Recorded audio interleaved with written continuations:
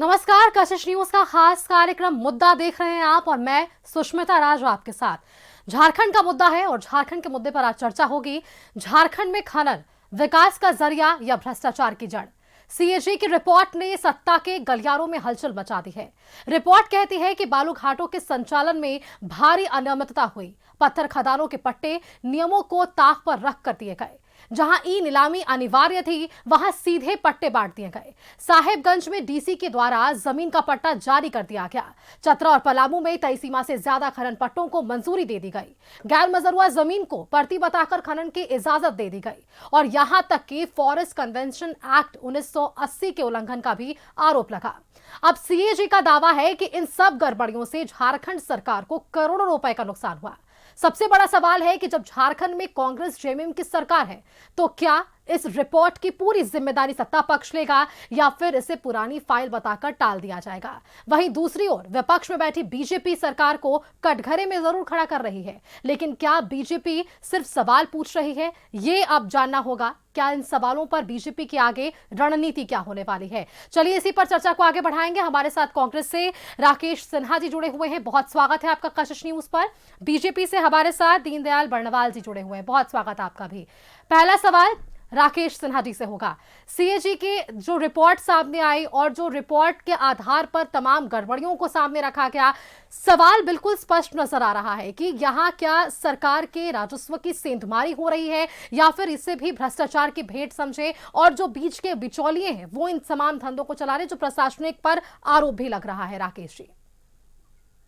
नहीं, देखिए, स्वाभाविक तौर पे केक का जो रिपोर्ट आया है, सीएजी का जो रिपोर्ट आया है, ये रिपोर्ट गंभीर है और इस पर बिल्कुल इसकी जांच होनी चाहिए, इसकी सत्यता को परखनी चाहिए और जिन अधिकारियों की लापरवाही से राज्य सरकार का करोड़ों रुपए का रेवेन्यू का नुकसान हुआ है, वैसे अधिकारियों को चिन्हित करना चाहिए और चिन्हित करके वैसे अधिकारियों पर कार्रवाई भी होनी चाहिए, क्योंकि पूरी तरह जीरो टॉलरेंस की नीति पर काम कर रही है। और ऐसे में अगर किसी अधिकारी की लापरवाही के कारण अगर सरकार के ऊपर प्रश्न खड़ा होता है तो स्वाभाविक तौर पे वैसे अधिकारी को बख्शना भी नहीं चाहिए।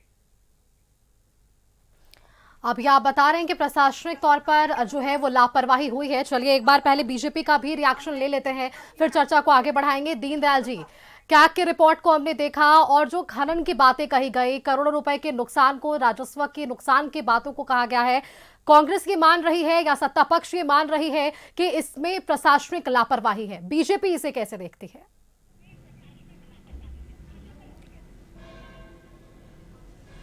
सुष्मिता जी, सबसे बड़ी बात है, मानना मैटर नहीं है। करीब 1000 करोड़ का नुकसान होने के बाद अगर आज आप मान भी लेते हैं तो इसकी भरपाई कौन करेगी? कांग्रेस अपने जेब से देगी या जेएमएम अपने जेब से देगी? आज इस राज्य का कंगाली की हालत पे ला दिया गया है। ये पूरी तरह से सरकार और पदाधिकारी और माफिया का गठजोड़ है। ये सरकार प्रायोजित खनन है या किसी भी कार्यों का सिर्फ हजारों करोड़ का खनन, हजारों करोड़ का बालू का खनन, हजारों करोड़ का कोयला और बॉक्साइट का खनन हो गया, इनको पता ही नहीं चला। तो ऐसी निकम्मी सरकार को तो तुरंत इस्तीफा देना चाहिए। ऐसी सरकार कैसे चलाई जा सकती है? जो सरकार आज हर चीज में, देखिए, जब तक कोर्ट इंटरवेंशन नहीं करता है तब तक ये सरकार चलती नहीं है।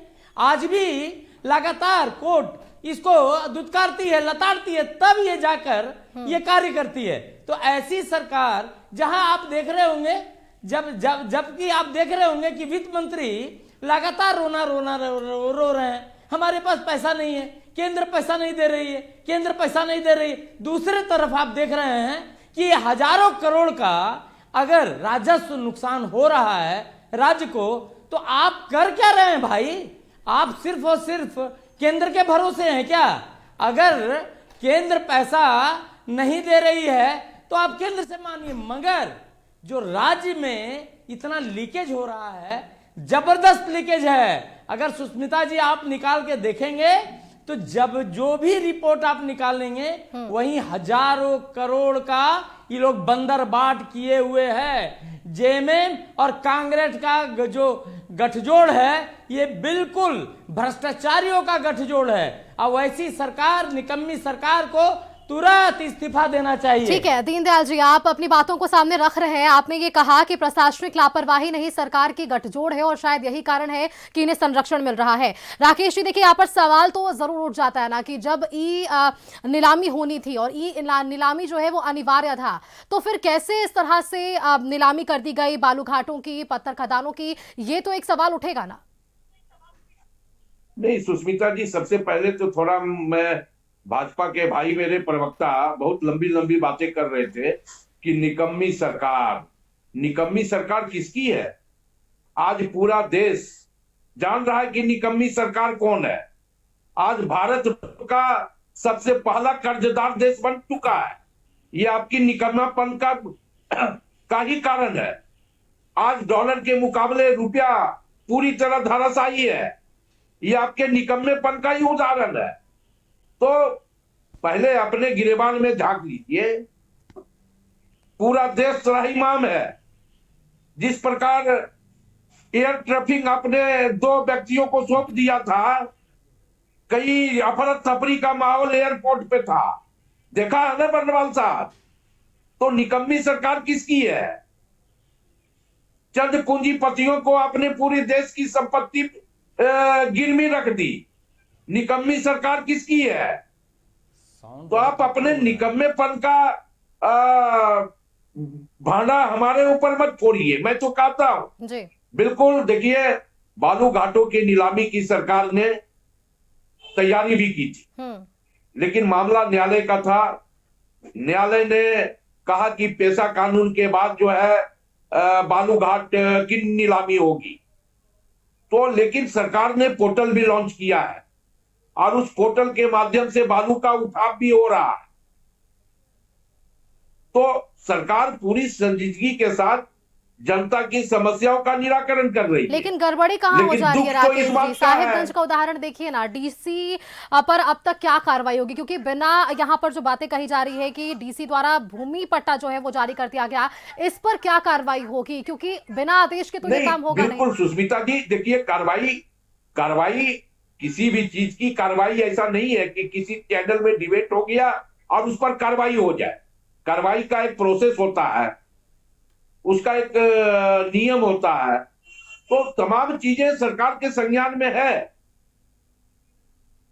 और हम कानून की प्रक्रिया के तहत, नियम के प्रक्रिया के तहत हम सारा काम करते हैं। ठीक है, मैं दीनदयाल जी के पास जाऊं उससे पहले उन्हीं के सवाल को मैं आपसे जवाब लेना चाहूंगी कि एक बात जो है वो दीनदयाल ने भी कहा है, उन्होंने भी कहा है अभी, और इसके पहले भी कई बार आप लोगों की तरफ से हमेशा से रहा है बकाया राशि को लेकर। ये बात तो बिल्कुल स्पष्ट हो रही है, जो आपका राजस्व है, जो सरकार को फायदा होना चाहिए, वहां आप नुकसान में जा रहे हैं। लेकिन वही दूसरी तरफ बकाया राशि के लिए आप मांग कर रहे हैं ताकि विकास हो सके राज्य का। तो अगर आप अपने ही राजस्व को बचा सके और यहीं से अगर आपके पास राजस्व की अच्छी से प्राप्ति हो जाए, तो आपको बकाया राशि जो केंद्र पर आप सवाल उठा रहे हैं उससे कहीं ना कहीं कम आपको बोलना पड़ेगा। राकेश जी, लेकिन जो बकाया राशि की है, सुष्मिता जी आपने बात की है, वो बकाया राशि हम भीख नहीं मांग रहे हैं। वो भी राज्य की जनता का अधिकार है और हम अधिकार मांग रहे हैं और हम मांगेंगे, बल्कि हम लेके रहेंगे। ये सही है। मैंने कहा पहले भी कि अधिकारियों की लापरवाही किसी सूरत में बर्दाश्त नहीं होगी और जिन अधिकारियों के कारण राज्य का रेवेन्यू का नुकसान हुआ, वैसे अधिकारियों को भी चिन्हित करने का काम होगा। ठीक है, तो एक बार दीनदयाल जी से इस पर जवाब ले लेते हैं। दीनदयाल जी, एक आश्वासन है जरूर कि जिस तरह से इन तमाम गड़बड़ियों को सामने रखा जा रहा है और हजारों करोड़ों रुपए का ये नुकसान बताया जा रहा है राजस्व का, एक आश्वासन है कि उन अधिकारियों को चिन्हित किया जाएगा जिन्होंने साहिबगंज डीसी के आदेश पर, निर्देश पर ये तमाम चीजों को सामने रखा। अब इन आश्वासन से हम कैसे आगे बढ़ेंगे? आप विपक्ष पे बैठे हैं, आपने भी मुद्दा उठाया, आपने कहा कि सीबीआई के इस मामले पर पूरी जांच हो जानी चाहिए। आगे आपकी रणनीति क्या होगी? क्योंकि आपकी भी जनता है, आप भी विपक्ष में बैठे हैं, आपकी भी कुछ भूमिका होगी। दीनदयाल जी,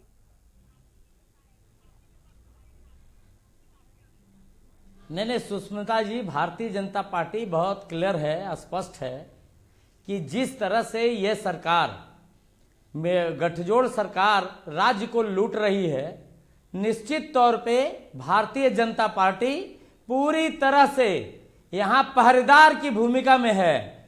आज रिपोर्ट आया है, ये जब सरकार खुद लुटवा रही है तो आज यहाँ की जनता को देखना पड़ेगा। बीच में ना बोलें, ऐसे ही बहुत इको।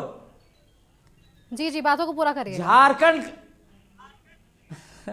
अरे सुनिए राकेश जी, एक तो आवाज, सुष्मिता जी, एक तो आवाज इको हो रहा है। ठीक है राकेश जी, थोड़ा सहयोग कर लीजिए, एक बार उनकी बात को सुन लीजिए, फिर आपको भी मौका मिलेगा जवाब देने का। आवाज किसी को सुनाई नहीं दीनदयाल जी बात पूरी करिएगा। हाँ, मेरा कहना है कहीं एक जगह की बात हो तो बताया जाए, एक जगह की बात हो, है ना।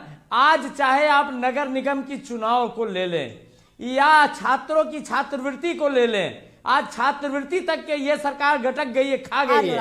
आज किसी भी रूप में चले जाएं तो कहीं न कहीं हाईकोर्ट का इंटरवेंशन के बाद सरकार जागती है। और ये हाईकोर्ट का भी इंटरवेंशन नहीं है, जब हाईकोर्ट लताड़ती है तब ये सरकार जागती है। ऐसी निकम्मी सरकार से निजात पाना झारखंड को अति आवश्यक है। ना तो इनका देखिए, आज जितने भी पट्टा खनन हो रहा है, ना ही वन कानून के तहत हो रहा है, ना इन्होंने वहां से स्वीकृति लिया है, ना ही ये एनजीटी लागू होने के बाद भी बालू का लगातार खनन किया, जिससे पुल पुलिया का गिरना तय है, जिससे बाढ़ की स्थिति बनी। गांव का कटाव, जो गांव है किनारे, नदी किनारे जितने गांव है, वह सारे के सारे असुरक्षित हो गए हैं। भूजल नीचे जा रहा है, लेकिन ये मानते नहीं है।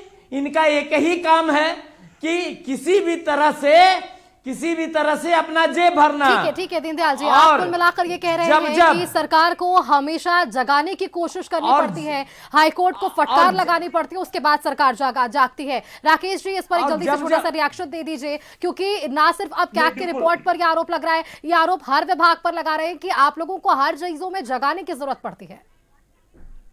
सुष्मिता जी, मैं 5 मिनट नहीं 2 मिनट में पहले बर्नवाल जी के सवालों का जवाब दे लूं। इन्होंने नगर निकाय चुनाव की बात कही है। नगर निकाय चुनाव कराने की दिशा में सरकार पहले भी गंभीर थी और आज भी है। नगर निकाय चुनाव कब का हो गया रहता। अरंगा किसने लगाया? भारतीय जनता पार्टी ने लगाया। अरंगा क्या था कि ट्रिपल टेस्ट हो, उसके बाद नगर निकाय का चुनाव हो। तो हमने पूरे राज्य में ट्रिपल टेस्ट करवाने का भी काम किया, समय उसमें भी लगा। फिर हमने आरक्षण रोस्टर तैयार किया और अब जो है नगर निकाय का चुनाव भी होगा। क्योंकि मेरी तबीयत खराब है, लेकिन जी कोई बात नहीं, ठीक है। उसके बाद ये इन्होंने छात्रवृत्ति की बात कही, तो थोड़ा सा 2 मिनट में इस पर भी उनको ज्ञान दे लूं, क्योंकि ये लोग तो व्हाट्सएप यूनिवर्सिटी के लोग हैं ना, इनको हकीकत का ज्ञान नहीं है, ये व्हाट्सएप पर ज्ञान लेते हैं। तो हम थोड़ा हकीकत वाला ज्ञान इनको देने का काम करें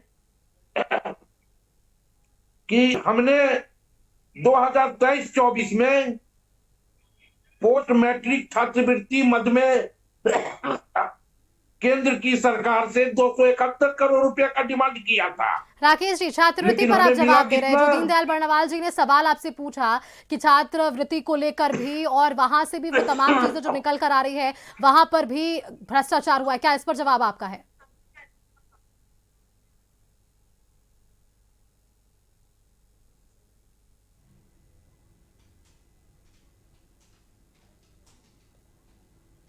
हेलो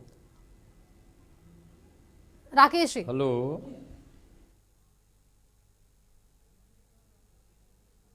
रुपया का डिमांड हमने किया था। 77 करोड़ रुपया मात्र मिले मुझे। 2024-25 में हमने 253 करोड़ रुपया का डिमांड किया था, मात्र 33 करोड़ रुपया केंद्र ने दिया। 2025-26 में हमने 370 करोड़ का डिमांड किया था, मात्र 13 करोड़ रुपया छात्रवृत्ति के मद में केंद्र की सरकार ने दी। और ये छात्रवृत्ति का रोना रो रहे हैं, छात्रों को गुमराह कर रहे हैं सुष्मिता जी ठीक है actually मेरी राकेश जी, तबीयत कोई खराब बात नहीं, है, आप मेरी बातों को तबीयत सामने खराब रख रहे है। हैं, लेकिन जो आरोप लग रहे हैं और कैग की जो रिपोर्ट बता रही है उस पे जांच होना तो बिल्कुल अनिवार्य है, क्योंकि बीजेपी एक तरफ से ये बात जरूर कर रही है कि इस पर जांच होनी चाहिए और सरकार को इस पर संज्ञान जरूर लेना चाहिए कि आखिरकार अगर सत्ता पक्ष की तरफ से ये कहा जा रहा है कि प्रशासनिक लापरवाही है, तो आखिर वो कौन लोग हैं, उन्हें चिन्हित करनी चाहिए और उन पर कार्रवाई होनी चाहिए। बहुत शुक्रिया आप दोनों का हमारे साथ जुड़ने के लिए। हमारे साथ बीजेपी से दीनदयाल बर्णवाल जी जुड़े हुए थे, कांग्रेस से हमारे साथ राकेश सिन्हा जी जुड़े हुए थे, जिन्होंने अपने अपने पार्टी की तरफ से प्रवक्ता के तौर पर पक्ष जरूर रखा है, लेकिन कैग की रिपोर्ट ये जरूर बताती है कि इससे सरकार को हजारों करोड़ के राजस्व का नुकसान हुआ है, जिसकी भरपाई कौन करेगा, ये एक बड़ा सवाल है। फिलहाल के लिए इतना ही, आगे आप देखिएगा न्यूज़। नमस्कार।